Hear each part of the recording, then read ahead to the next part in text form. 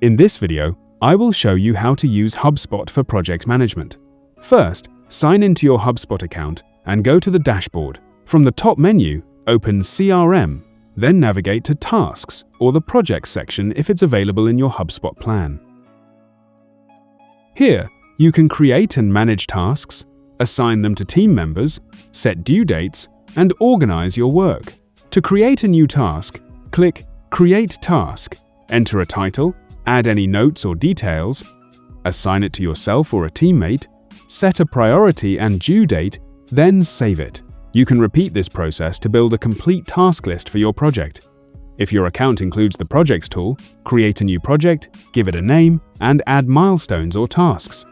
Assign responsibilities, update task statuses as work progresses, and use comments to collaborate with your team. You can also connect tasks to contacts, companies, deals, or support tickets so that all related work stays organized in one place. As your project moves forward, regularly check the dashboard to monitor deadlines, completed tasks, and overall progress. That's how you can use HubSpot for project management. If you found this video helpful, subscribe to our channel